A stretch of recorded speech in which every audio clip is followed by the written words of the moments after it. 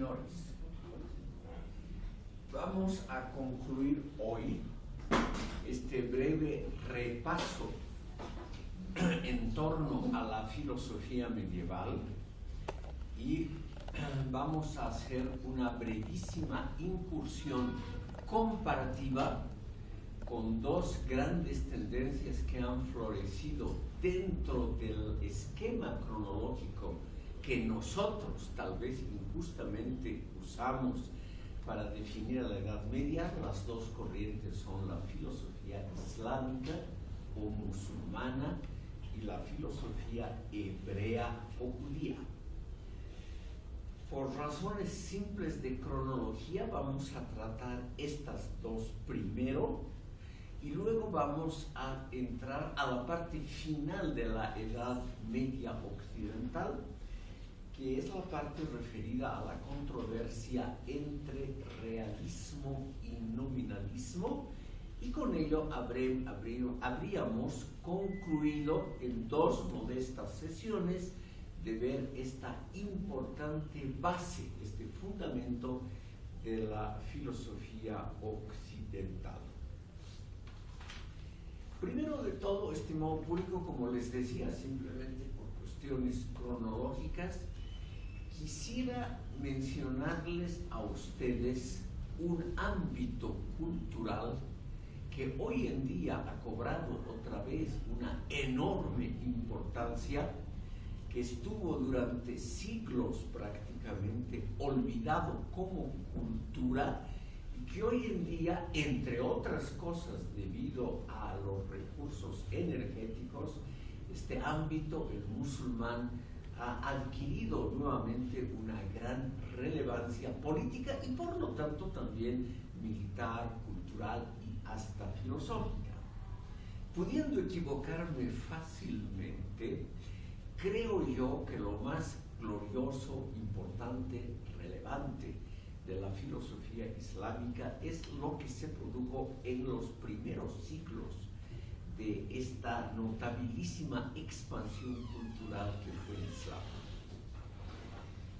Como siempre les repito, y deben estar cansados de escucharme, yo supongo, estimado público, pudiendo equivocarme, que aquí se habla mucho de las maldades del imperialismo, las perversidades de Occidente y cosas similares, pero que, claro, y automáticamente se ensalza a lo que puede estar en contra, siguiendo esa costumbre, ese famoso dictum tan elemental: los enemigos de los enemigos son mis amigos, y se tiende a ensalzar al mundo musulmán.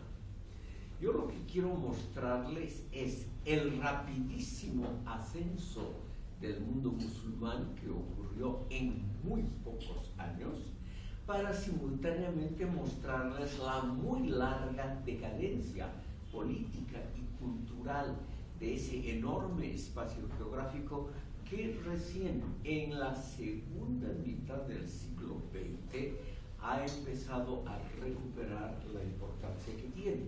Ya desde el campo de la filosofía de la historia es realmente un caso muy interesante. Permítanme durante muy pocos minutos algunas afirmaciones generales que nunca está de más tenerla. No tienen ustedes nada que anotar. Son datos, estimado público, que uno se olvida.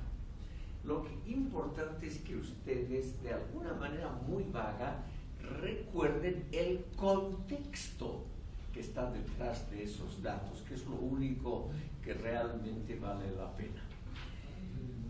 En los siglos de las invasiones, cuando Europa occidental estaba en su decadencia mayor, o sea, los siglos, por ejemplo, del V al VIII, ¿no? Grandes invasiones, destrucciones, reducción poblacional enorme, etc. En un lugar del mundo que hasta entonces no había figurado ni militar, ni política, ni culturalmente, Arabia, sobre todo el núcleo de la península, lo que hoy es el reino de Arabia Saudita, se inició, estimado público, una renovación religiosa, política y cultural que hasta hoy tiene su enorme importancia y que está ligada a la figura del fundador de la religión, el profeta Mahoma, como se dice en castellano, o Mohammed, como es el nombre en árabe clásico. Los datos de su vida, sobre todo del nacimiento, son aproximados. De todas maneras, a él se le deben varios elementos que constituyen pilares de lo que podemos llamar la identidad árabe, y más extensa, la identidad islámica hasta hoy. Por ejemplo, el haber unificado el idioma.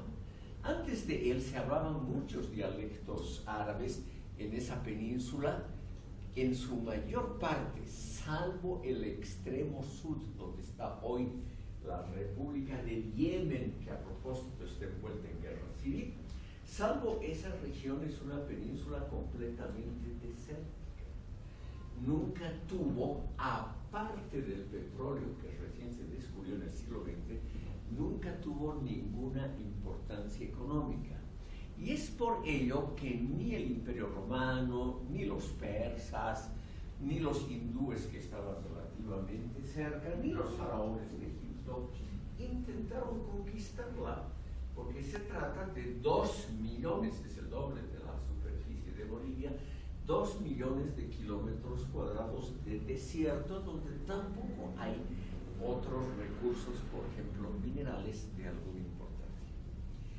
Esa distancia que crea el desierto es altamente aislante, hizo que en la península se hablasen muchos dialectos, obviamente entre sí, con diferentes grados de separación, con respecto al dialecto hablado en la capital, Meca, que todavía hoy no es la capital legal política, pero es el centro religioso de todos los musulmanes del mundo. Mahoma venía de la Meca, y el estimado público tuvo algunas ideas extremadamente interesantes. Por ejemplo, unificar todos los dialectos en base al que él le pareció el mejor, que siempre es el propio, ¿no es cierto? Pero claro, el dialecto de la Meca, y darle una gran calidad literaria. El Corán es el libro que él ha dictado, que son las revelaciones de Dios. Y este libro evidentemente está escrito en un idioma literariamente muy bello, no solamente el idioma, sino la forma de exposición, que es poética y que es muy fácil de recordar. Yo no hablo ni una sílaba de árabe, pero todo lo que he leído sobre el Corán es que se trata de una obra extraordinariamente bella en el campo estricto de la literatura. O sea, eso ya es un atractivo. Y más aún en una sociedad premoderna como la árabe de hace 1500 años, donde no había las distracciones modernas. Él no solamente unifica el idioma, sino que unifica las creencias religiosas con un monoteísmo. Este es el gran aporte de Mahoma, un monoteísmo extraordinariamente severo y simple de entender. Un monoteísmo que no tiene lugar de ninguna manera para santos, vírgenes, Santísima Trinidad y cosas por el estilo. Dicho en otras palabras, una teología severa, pero relativamente fácil de captar. Y además, él mantiene algunos símbolos que vienen de muy atrás. La atracción de la Meca como centro religioso se debía a que en la plaza central había caído un meteorito, una roca de basalto negro que todavía hoy es el símbolo del Islam. Es una piedra negra que ha sido trabajada en forma de cubo, que se encuentra generalmente cubierta por un paño de terciopelo y que se la abre en algunas ocasiones muy solemnes entre otras cosas para que la población pueda tocar y adorar esa piedra, como los judíos adoran el muro de los lamentos, los budistas besan el diente de Buda en Ceilán, etc. O sea, muy similar a lo que ocurre en otras religiones. Finalmente, él consiguió la unificación política de la península arábiga bajo su mando. Él terminó, a su muerte en el año 632, él terminó como el soberano, sin aceptar ningún título legal. Él acabó como el soberano de esas regiones que por primera vez en la historia estuvieron unificadas. Y ahora viene lo asombroso. Del año 632, la muerte del profeta, a 711, o sea, relativamente pocos años, mucho menos que un siglo, cuando los árabes conquistan por un extremo España y por otro la India, este pueblo que nunca había dado ni que hablar en la historia, se convierte en la primera potencia política y militar de su época. Es la época, como les decía, de la decadencia de Europa Oriental, perdón, de Europa Occidental. Es al mismo tiempo la época de guerras permanentes entre los dos grandes imperios que quedan, el persa y el bizantino, el romano de Oriente, que terminan debilitándose mutuamente. Estos árabes, estimado público, lo cual no es raro, vamos a ver dentro de pocos minutos una expansión militar política similar. Estos árabes, estimado público, que están imbuidos por un mensaje: hay que convertir al mundo de los infieles a la verdadera religión, construyen un ejército extraordinariamente eficiente, sobre todo con dromedarios y camellos, que son naturalmente el susto, son como tanques. Actualmente tienen la función de los tanques. El susto, el miedo de los países aledaños donde se conocía muy poco, sobre todo también las tácticas guerreras que usan los árabes. En muy pocos años conquista, no tiene nada que anotar, simplemente saber que ha habido esa expansión. Se conquista Siria, Líbano, Jordania, Palestina, el imperio persa, gran parte del imperio bizantino, Egipto, el norte de África, el Asia central, y siempre van avanzando por los flancos. Y este imperio, estimado público, esto es lo único importante que quiero transmitirles, no tiene una buena filosofía política. El Corán es un libro muy amplio que no solamente tiene una teología, sino también muchos elementos morales, o sea, elementos éticos de comportamiento individual y colectivo. Pero no tiene prácticamente ni una sílaba sobre instituciones políticas. No hay una reflexión en el Corán, por ejemplo, sobre el problema básico que fue la sucesión de Mahoma, del profeta, como jefe político. Entre los años 632 y 661, aquí lo he anotado, es la época de los llamados 4 califas justos, o los 4 califas dirigidos, justamente los únicos 4 que son reconocidos por todas las diferentes líneas en que se divide el Islam, que se divide muy pronto, por ejemplo, en lo que hoy todavía es determinante, entre sunitas y chiitas. Muy pronto se divide. De los 4 califas, y aquí ven ustedes ya el problema de la sucesión y la falta de una regulación teológicamente fundamentada para una buena sucesión de la figura principal política. De los 4 califas justos, 3 terminan asesinados, lo cual, y el primero, el que no es asesinado, Abu Bakr, el sucesor inmediato del califa, porque muere al muy poco tiempo, era muy anciano, de una enfermedad natural. Pero ustedes ven que todavía en medio de la memoria viva todavía del profeta, la única manera de acceder al poder supremo es liquidando al sucesor. Califa significa sucesor. Entonces de ahí vemos que no hay reglas para el ordenamiento político.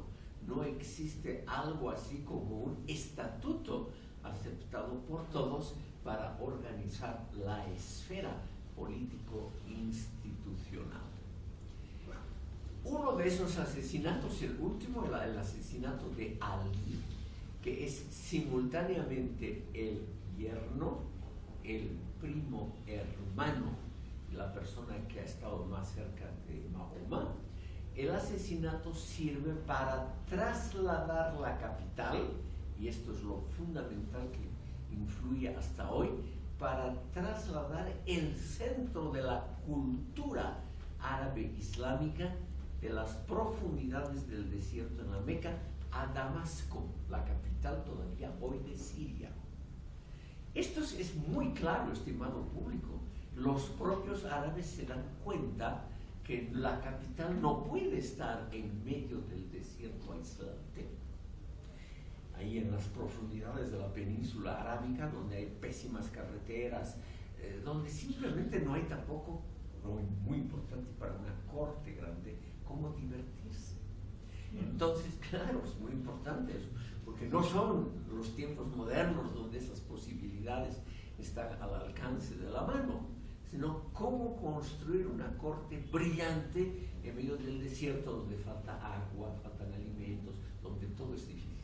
Entonces son los propios árabes los que trasladan la capital de la Meca a Damasco, la actual capital de Siria, y fundan la dinastía de los Omeyas, que para nosotros es importante porque el último que se salva en 750 de una matanza de toda la familia, lo típico para producir un cambio, es el que funda el emirato, luego califato de Córdoba, y el que construye en España una de las variantes más gloriosas del Islam. Como ustedes son jóvenes y van a llegar seguramente al viejo mundo, sin salir de España, ustedes tienen los 3 monumentos arquitectónicos más gloriosos de la cultura árabe que han quedado en pie. La mezquita de Córdoba, el Alcázar de Sevilla, la Alhambra de Granada, están en España. Realmente ese califato de Córdoba fue extraordinariamente brillante. Vamos a ver que muchos de estos pensadores eran oriundos de allí. Entonces, estimado público, este califato en España es un desprendimiento, y ya ven ustedes por la temprana fecha, 750, que el gran imperio árabe islámico empieza a despedazarse. En el año 800, o sea, poco después, todo el norte de África, Egipto, Túnez, Argelia, Marruecos, ya son reinos completamente independientes del califato. En 750, una típica acción elemental de cómo conquistar al poder, que es matar a la familia reinante, tiene lugar, y otra dinastía, los abasidas, cambian nuevamente de capital y trasladan la capital de Damasco a Bagdad, la actual capital de Irak. Allí, a orillas del Tigris, construyen la ciudad más grande y cultivada del mundo entre los siglos VIII y XIII. O sea, durante 500 años, estimado público, esta dinastía llamada de los abasidas construyen realmente un imperio muy exitoso y, lo que es importante para nosotros, muy favorable a labores filosóficas y en general literarias y artísticas.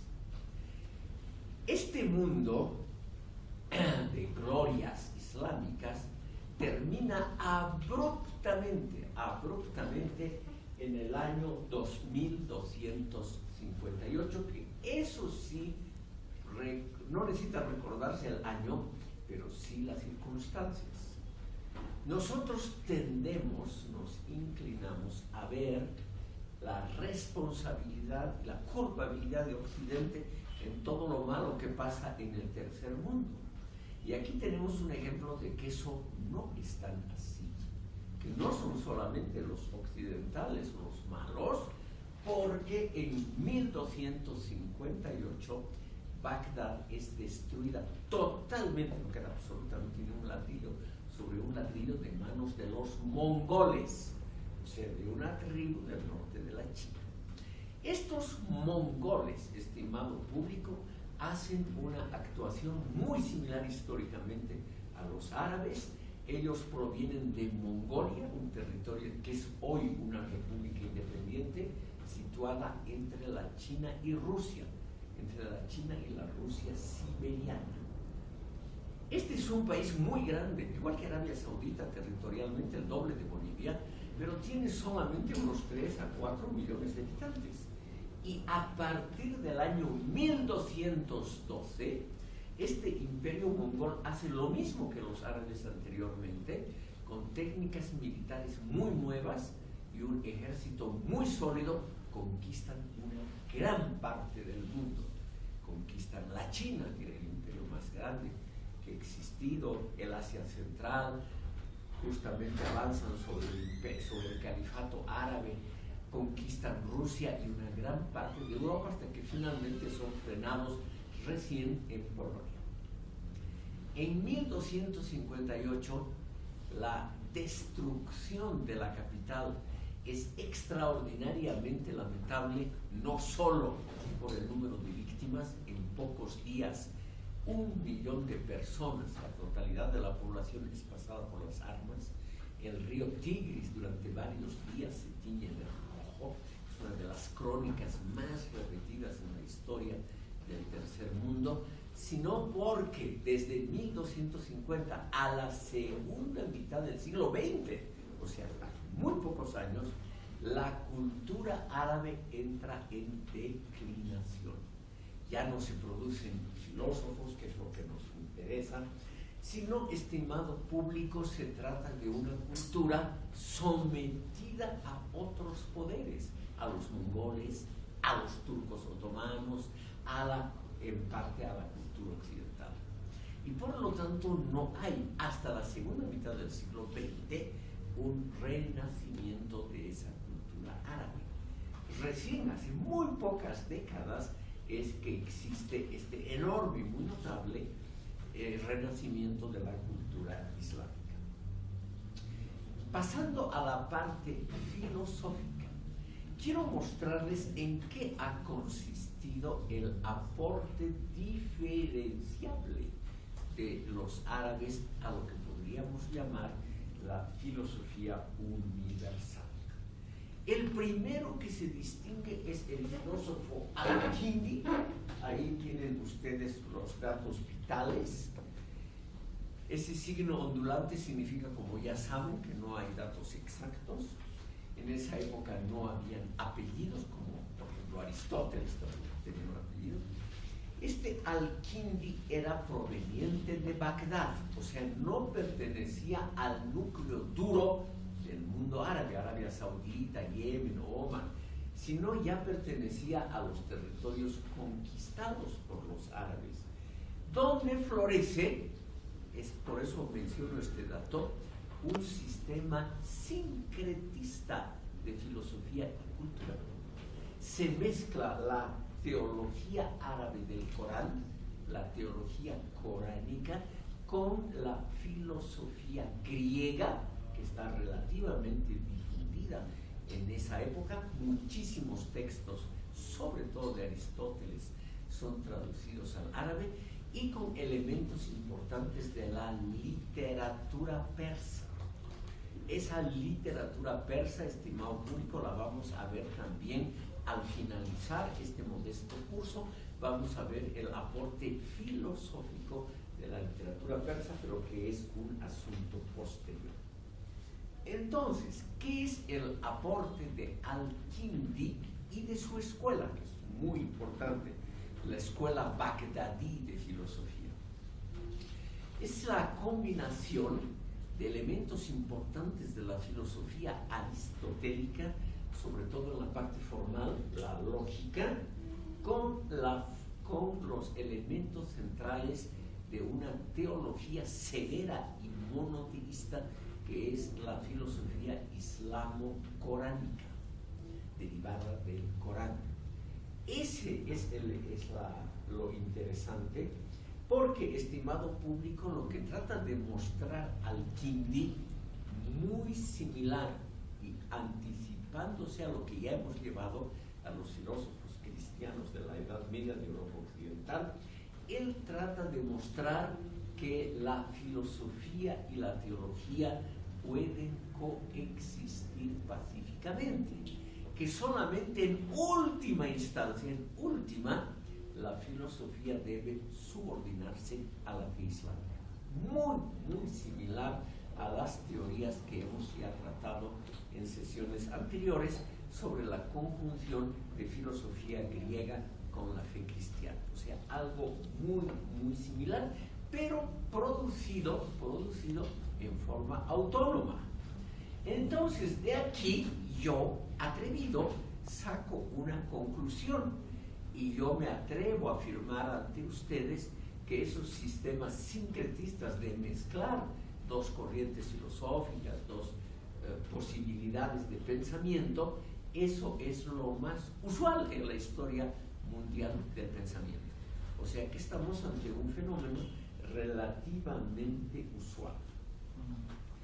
La otra especificidad de esta cultura árabe en sus comienzos, de esta filosofía representada por Al-Kindi, es el interés enciclopédico por todas las ramas del saber. Y esa es también la gloria más importante de la cultura islámica en sus primeros siglos. Acopian conocimientos, datos, historias de todo el mundo. Forman verdaderamente, mucho antes que en la cultura occidental, forman unos complejos compendios de conocimiento muy sistemáticos sobre todas las áreas del saber. Y en dos campos, estimado público, avanzan claramente sobre Aristóteles, o sea, allende la filosofía aristotélica. En el campo de la zoología y la botánica, son grandes observadores de la naturaleza, y en el campo de la astronomía, son grandes también calculadores, por ejemplo, de órbitas celestes y cosas muy similares. O sea, tenemos, estimado público, una filosofía, esta la islámica temprana, que tiene realmente un enorme interés por las ciencias naturales, por la astronomía, muy famosa también el notable interés por la medicina.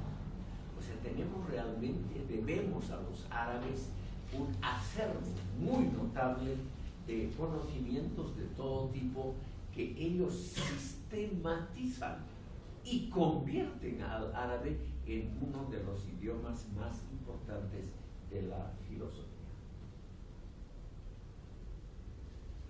Pasaremos rápidamente, estimado público, al próximo pensador, Al-Farabi,